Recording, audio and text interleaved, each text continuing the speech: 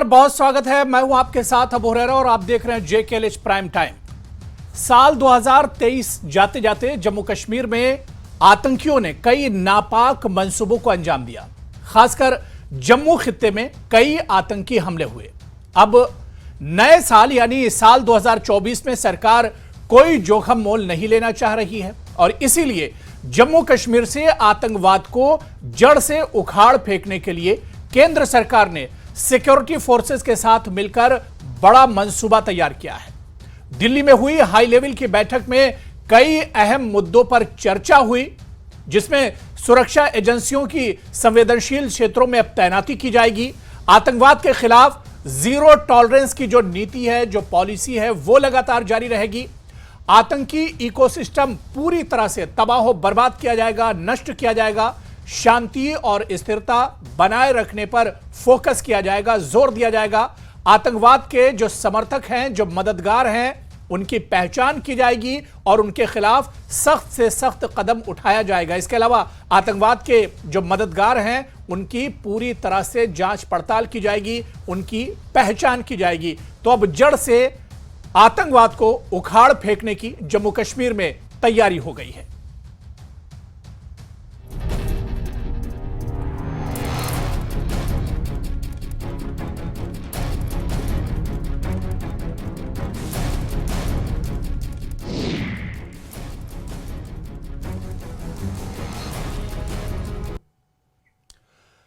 तो जम्मू कश्मीर में आतंकियों की अब खैर नहीं है। जी हां, अब बड़ा मंसूबा तैयार किया गया है आतंकवाद को जड़ से उखाड़ फेंकने को लेकर और इसी पर हम चर्चा करेंगे। बहुत खास मेहमान मेरे साथ जुड़ रहे हैं। बहुत जल्दी अपने मेहमानों का आपसे इंट्रोडक्शन करा देता हूं, तारुफ करा देता हूं। मेरे साथ इस चर्चा में बीजेपी के स्पोक्स पर्सन RS पठानिया जी जुड़े हुए हैं, रिटायर्ड ब्रिगेडियर विजय सागर धीमान जी हैं जो कि डिफेंस एक्सपर्ट हैं, उनसे भी हम इस तमाम हालात को समझने की कोशिश करेंगे। सॉलिसिटर इकबाल ताहिर है जो स्पोक्स पर्सन है PDP के, वो भी इस चर्चा में हमारे साथ जुड़े हुए। सभी मेहमानों का बहुत स्वागत है, बहुत इस्तकबाल है JKLH प्राइम टाइम में।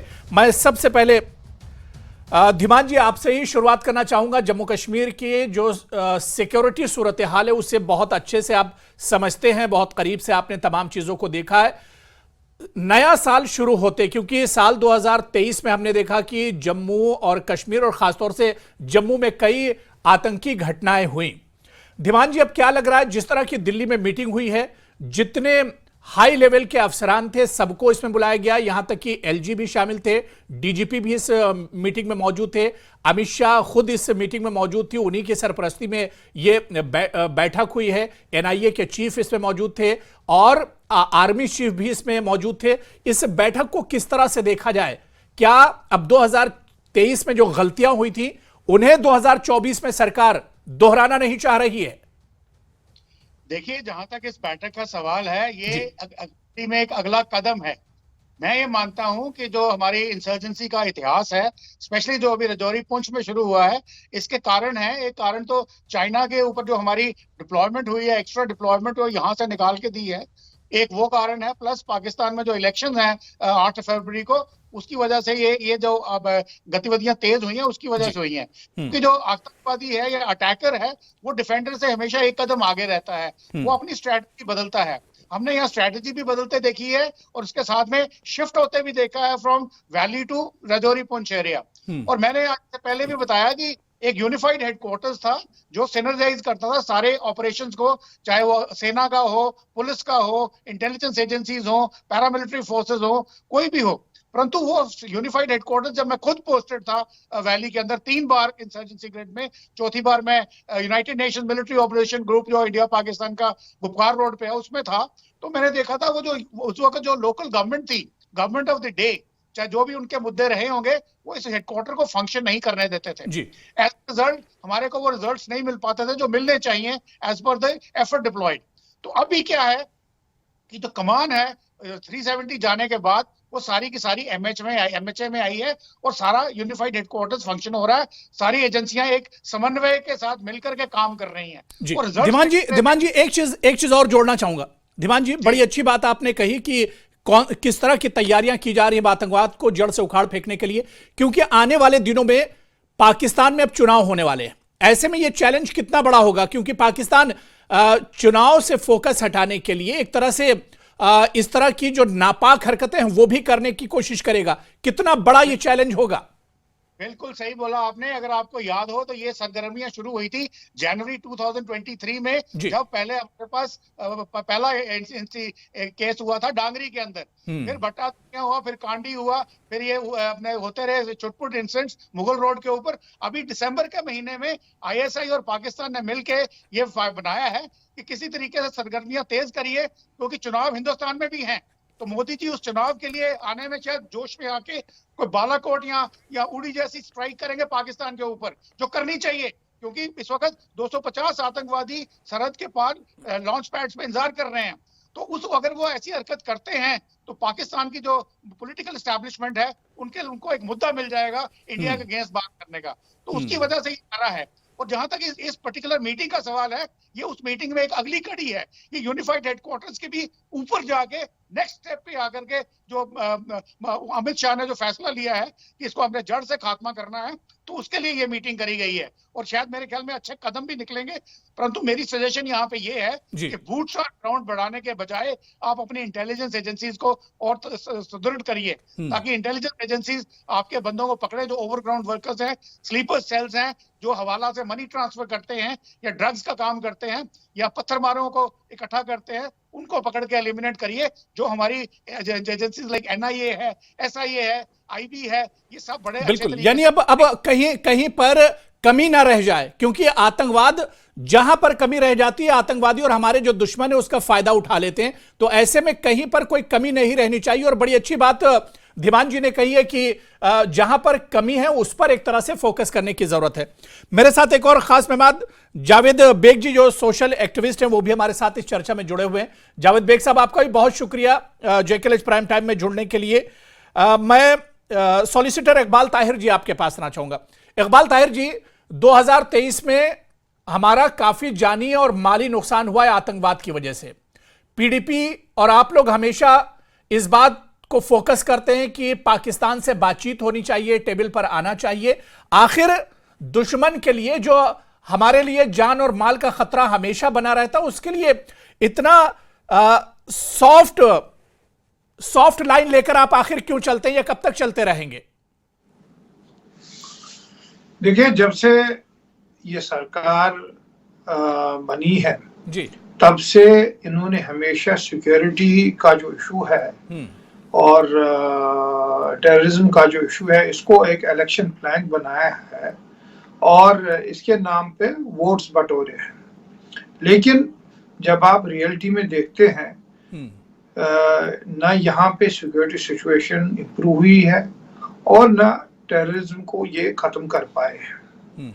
सिर्फ इन्होंने दावे किए हैं। हर बार कोई इंसिडेंट होता है, हर बार सिविलियन किलिंग होती है, हर बार हमारे फौजी जवान शहीद होते हैं, तो ये दावा किया जाता है बस अब सिक्योरिटी टाइट की जाएगी, अब सख्ती की जाएगी, और यूं हमेशा एक स्टेटमेंट सरकार हमेशा नहीं तो इस सरकार ने तो सर्जिकल स्ट्राइक भी किया है। नहीं, इस सरकार ने तो पाकिस्तान में घुसकर दुश्मन को मारा है, पाकिस्तान में घुसकर अटैक किया है। लेकिन कभी भी ये सरकार ने अपनी रिस्पॉन्सिबिलिटी एक्सेप्ट नहीं की है, अकाउंटेबिलिटी को एक्सेप्ट नहीं किया है। अगर जो इन्होंने 2019 में किया या उससे पहले किया या कोई अटैक किया, हिंदुस्तान के बाहर अटैक, सियासत नजर आती है इसमें आपको? उसके नतीजे क्यों नहीं यहाँ पे दिख रहे? यहाँ पे अमन क्यों नहीं है? यहाँ पे मिलिटेंसी उन इलाकों में अब आ गई है, आपको मालूम है, राजौरी पूंछ में भी फैल गई है।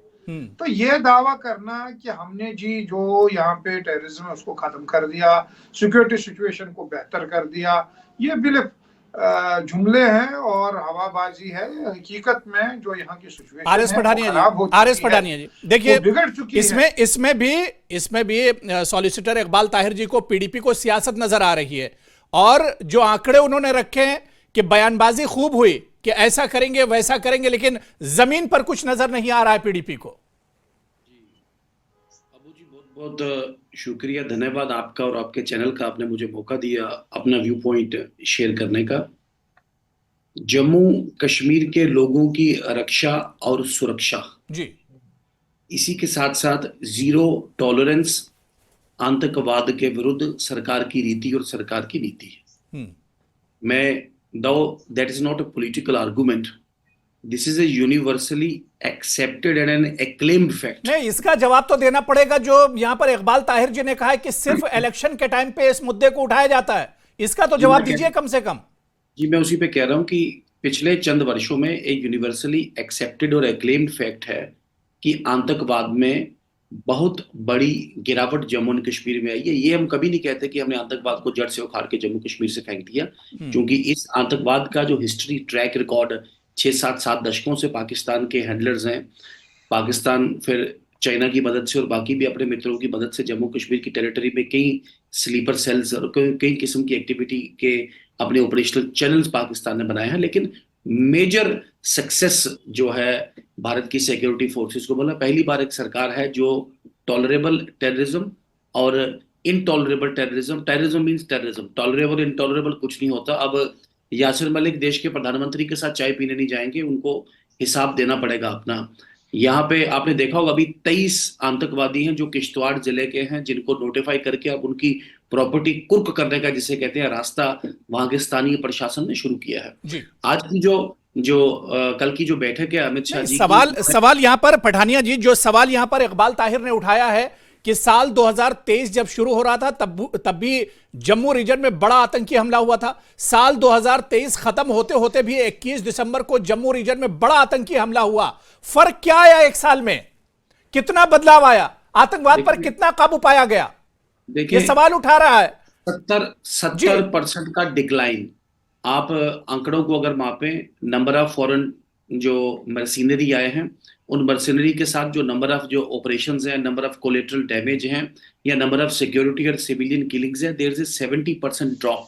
ये एक एक्सेप्टेड फैक्ट है। मैंने पहले भी आप में कहा पीडीपी को, लेकिन पीडीपी को ये नजर नहीं आ रहा है। पीडीपी को दिखता नहीं। देखा पीपल्स डेमोक्रेटिक पार्टी और कुछ जिसे कहते हैं वैली के जो नैरो जो माइंडेड जो लोग हैं, उन्होंने उनकी पॉलिटिकल कंफ्यूजन की वजह से ही आतंकवाद को पनपने के लिए एक ब्रीडिंग ग्राउंड मिला। ये 7 दशकों से दिल्ली को बताते रहे, जम्मू कश्मीर को भी बताते रहे, स्पेशल स्टेटस होगा, हमारा अपना कानून होगा, अपना सिस्टम होगा। अरे भाई, तनख्वाह नहीं दे सकता था जम्मू कश्मीर अपने मुलाजमीन की। जम्मू कश्मीर ने 7 दशकों में ये अपना तरक्की की कि 7 दशकों में अपने मुलाजमीन की तनख्वाह देने के लिए जम्मू कश्मीर के पास रिसोर्स नहीं थे। आज सरकार, गवर्नमेंट मीन्स बिजनेस, और गवर्नमेंट ने साफ और स्पष्ट किया जम्मू एंड कश्मीर लोगों की रक्षा और सुरक्षा। इकबाल ताहिर जी मुतमईन नहीं है, संतुष्ट नहीं है आपके जवाब से। इकबाल ताहिर जी जवाब दीजिए जी। मेरा इनसे विनम्र निवेदन है कि आप सभी को कहना चाहिए कि भारत सरकार काम करे। हम भारत सरकार के साथ चट्टान की तरह खड़े हैं। आपको हमारी सिक्योरिटी फोर्सेस को और कम से कम हमारे जो सुरक्षा बल है उनको ट्रस्ट करना चाहिए। आपको सरकार के साथ पॉलिटिकल वारा इकबाल ताहिर जी देखिए, जो जहां तक हमारे सिक्योरिटी फोर्सेस का ताल्लुक है, हमारा मानना ये है उन्होंने जबरदस्त कुर्बानियां दी हैं, उन्होंने शहादत दी है और हम उनके साथ शाना बशाना खड़े हैं। और आज अगर 70% कमी आई है, 70% किलिंग में कमी आई है। अगर बीजेपी का दावा है, और लोकसभा में खुद अमित शाह ने आंकड़े रखे हैं। लोकसभा में अमित शाह ने आंकड़े रखे हैं। आंकड़े मैं आंकड़ों पे नहीं जाना चाहता। आप आंकड़ों पर नहीं तो कैसे फिर आर्गुमेंट सब्सटेंशिएट कैसे करेंगे? इकबाल साहब, आंकड़ों की बात नहीं करेंगे। आपके हमारे आंकड़े हम जमीन की सिचुएशन की बात कर रहे हैं। बात ये है सिचुएशन को नापने का तरीका क्या साहब?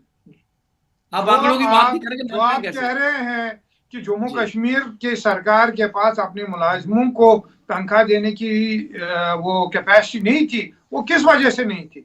आप देखिए, हमारे साथ पहले से जो मरकजी सरकारें रही हैं, उन्होंने हमारे साथ डिस्क्रिमिनेशन किया है।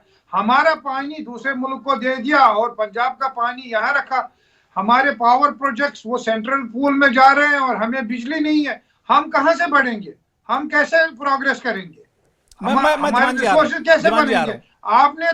आपने 2019 में कहा था यहाँ पे इन्वेस्टमेंट आएगा, यहाँ पे जॉब अपॉर्चुनिटी क्रिएट होगी। बताइए कौन सी इन्वेस्टमेंट आई? इकबाल साहब, आपके ध्यान में ले आओ। हाँ, बताइए कौन सी जॉब अपॉर्चुनिटीज क्रिएट हुई हैं? आपकी कौन सा रिक्रूटमेंट हुआ है? महबूबा मुफ्ती जी मुख्यमंत्री थी। बजट स्पीच में असेंबली में मैंने ही कहा था कि जितना grant and aid Jammu and Kashmir को मिल रहा है वो यूपी से भी ज्यादा है।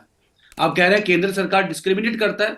उत्तर प्रदेश जो जम्मू एंड कश्मीर से तकरीबन 70-80 गुना ज्यादा बड़ा एक स्टेट है, उससे ज्यादा ग्रांट इन एड भारत सरकार ने आपने ग्रांट आप बात कर रहे हो कि जो जम्मू कश्मीर उसकी कैपेसिटी नहीं है, क्यों नहीं कैपेसिटी मिलता था?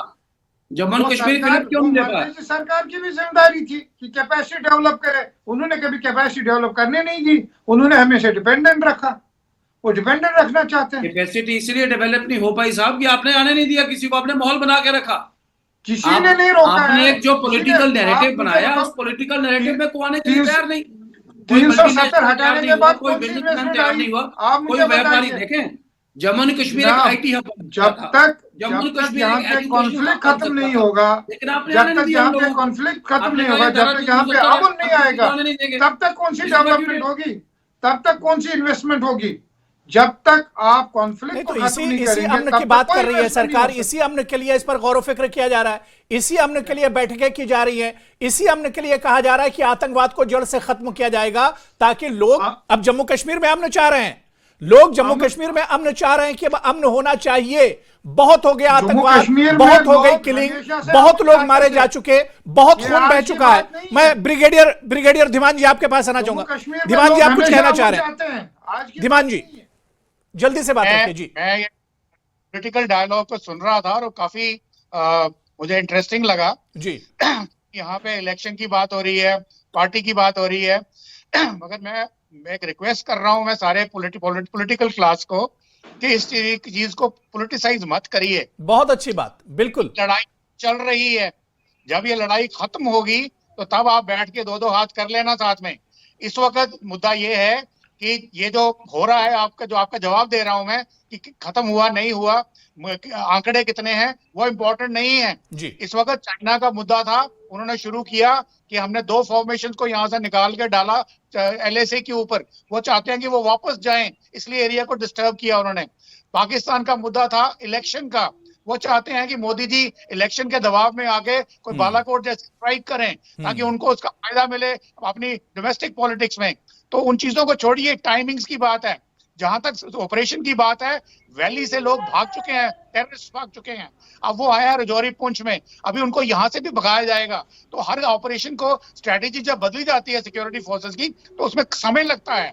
जो गलतियां हुई हैं या जो कमियां थी वो अभी सब आइडेंटिफाई कर ली गई हैं। नहीं, बहुत अच्छी बात धीमान जी बड़ी अच्छी बात आपने कही है कि कश्मीर में तो आतंकवाद में कमी आई है, अब जम्मू में आतंकवाद सर उठा रहा है, उससे भी कुचला जाएगा और उसी के लिए तमाम तैयारी चल रही है। लेकिन बार बार जो बात हम अपने डिबेट में कहते हैं, अपनी चर्चा में कहते हैं कि इस पर सियासत नहीं होनी चाहिए। सियासत उठाकर रख दीजिए, दुश्मन के साथ हम मिलकर खड़े होंगे तभी दुश्मन को हम हरा सकते हैं। मैं जावेद बेग आपके पास आना चाहूंगा।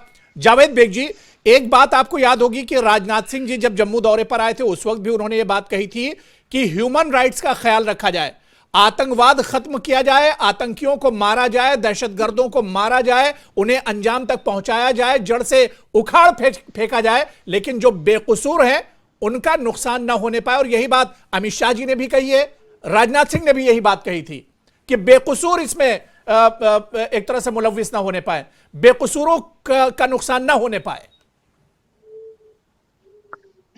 अबू हुरैरा साहब शुक्रिया, बिल्कुल आपने सही कहा। ये बल्कि हमारे ऑनरेबल PM साहब ने एक बार नहीं बल्कि कई बार बोला जी, दिल्ली की दूरी के साथ साथ हमें दिलों की दूरियां भी दूर करनी है। और ये उन्होंने लाल किले से और खिताब किनसे किया? जम्मू कश्मीर के अवाम के साथ साथ पूरे मुल्क के अवाम के साथ। बिल्कुल एक आइडेंटिफाइड दुश्मन है जो आइडिया ऑफ इंडिया को नुकसान पहुंचाना चाहता है। अब 30 साल उस दुश्मन ने कश्मीर वादी को तबाह करने में लगा दिए, लेकिन आज के डेट में आप एक बदलाव देख रहे हैं। जो मेरे साथ मेरे दोस्त बैठे हैं, इन्होंने वो बदलाव शायद नए साल की आमद जिस वक्त थी वो लाल चौक से देखा होगा। दुश्मन ने भी वो बदलाव देखा, लेकिन दुश्मन को बदलाव हजम नहीं हो रहा है। दुश्मन ने 30 साल में कोई भी ऐसा मौका नहीं छोड़ा जिसमें उस दुश्मन ने आइडिया ऑफ इंडिया को नुकसान ना पहुंचाया हो। जम्मू कश्मीर के अवाम को हर मुमकिन नुकसान पहुंचाया। उसमें हमारे जो सुरक्षा बल है, जो हमारी इंडियन आर्मी के नौजवान हैं, सबसे ज्यादा नुकसान उन्होंने उठाया। ये हकीकत है।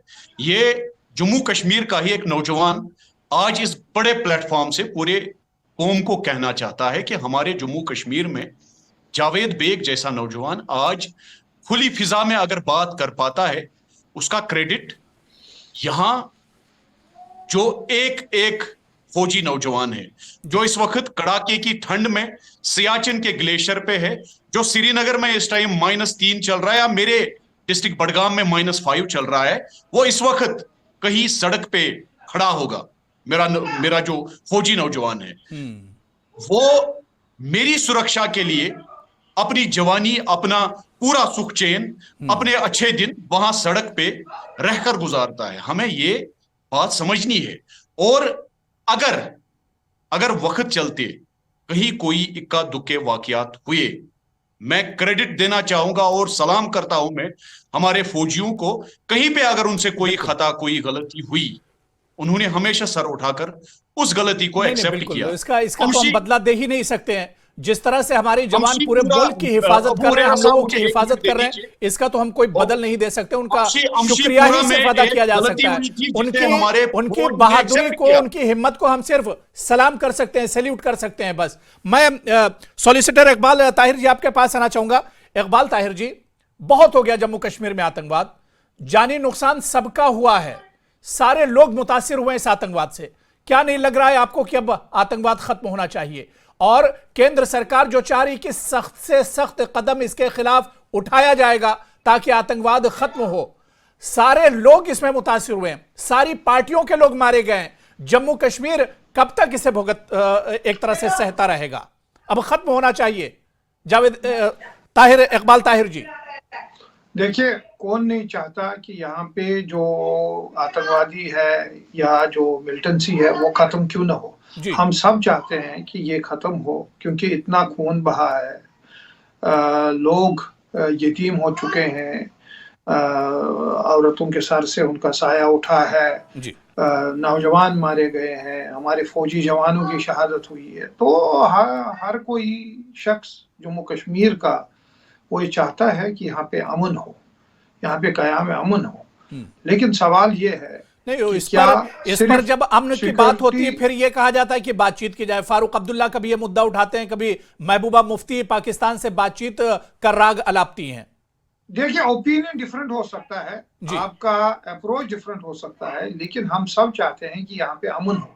अब वो अमन कैसे अचीव किया जाए उस पर इख्तिलाफ राय हो सकता है। कुछ लोगों का मानना यह है कि खाली एक सिक्योरिटी पर्सपेक्टिव से इसको हैंडल किया जा सकता है, लेकिन हमारी नजर में ये एक खाली सिक्योरिटी इशू नहीं है, ये खाली एक लैंड इशू नहीं है, ये लैंड ऑर्डर इशू नहीं है, बल्कि एक पॉलिटिकल इशू है। और यहाँ पे आप 370 के बाद अब सब खत्म हो गया। 370 के बाद अब बचा क्या है? मैं आर एस पठानिया जी इसका जवाब दीजिए आप। पहले भी नहीं, मुझे कंप्लीट करने दीजिए। 370 से पहले भी एक पॉलिटिकल इशू था, और 370 के बाद भी पॉलिटिकल इशू है, जैसे कन्याकुमारी है, ये इशू और सीरियस बन चुका है। लोगों के बीच में एलिनेशन बढ़ चुकी है, और जब तक लोगों के दिल नहीं जीते जाए तब तक ये इशू रिजॉल्व है कि भारत की आतंकवाद के विरुद्ध जो लड़ाई है वो अब एक निर्णायक मोड पे है। बिल्कुल, Bharat, India is fighting against terror at a very decisive stage. आप कृपा करके कम से कम उसमें कंट्रीब्यूट नहीं कर सकते, और कम से कम डिविएट मत करें। नहीं, पठानिया जी जो बात यहाँ पर जावेद बेग ने कही या ताहिर इकबाल जी ने कही कि आतंकवाद के खिलाफ तो हमें मजबूती से लड़ना है, लेकिन जो बेगुनाह है, जो उनके साथ कम से कम ज्यादती नहीं होनी चाहिए, बेगुनाहों का नुकसान नहीं होना चाहिए इस लड़ाई में। यही बात राजनाथ सिंह ने भी कही है, अमित शाह जी ने भी यही बात कही है। मैं आ रहा हूं, धीमान जी आ रहा हूं जी। अबू जी, ऐसा है कि सबसे बड़ी जो अचीवमेंट इस फाइट अगेंस्ट टेरर में भारत की सिक्योरिटी फोर्स ने अचीव की है वो है मिनिमम कोलेटरल डैमेज, किसी भी सिविलियन को नुकसान वहां करना। हाँ, ये डीकेजी वाले हमले के बाद कुछ एक बात आई है, उसमें आर्मी ने कोर्ट ऑफ इंक्वायरी ऑर्डर किया है। जैसे भी उसमें तथ्य सामने आते हैं एंड हम एश्योर करते हैं कि सख्त से सख्त बिल्कुल अब हालात सुधर रहे हैं, दिल जीतने की बारी है। जो बात वजीर आजम, जो पीएम नरेंद्र मोदी साहब बार बार कहते रहते हैं कि जम्मू कश्मीर के लोगों का दिल जीतना है, तो अब दिल जीतने की बारी है। धीमान जी एक लास्ट कमेंट, आप कुछ कहना चाह रहे हैं जी?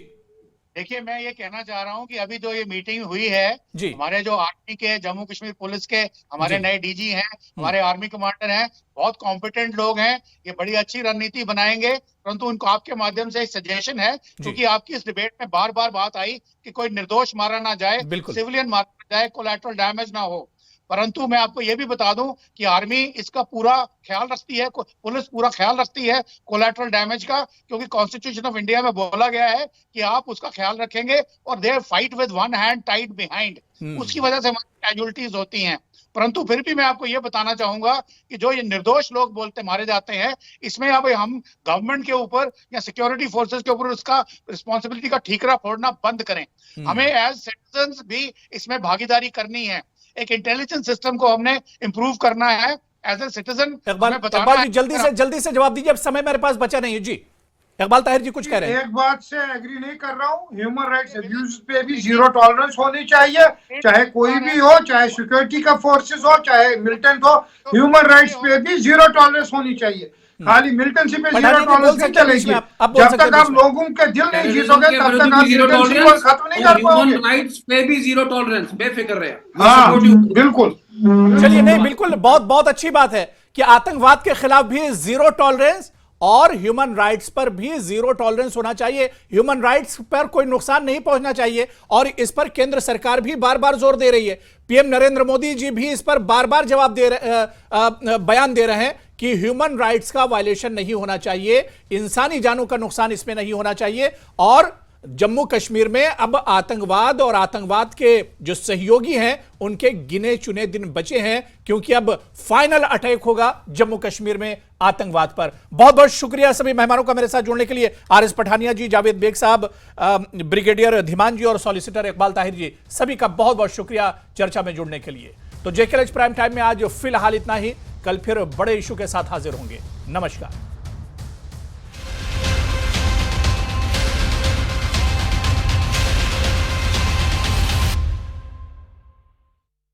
न्यू एंड एडवांस्ड महाकोश कच्ची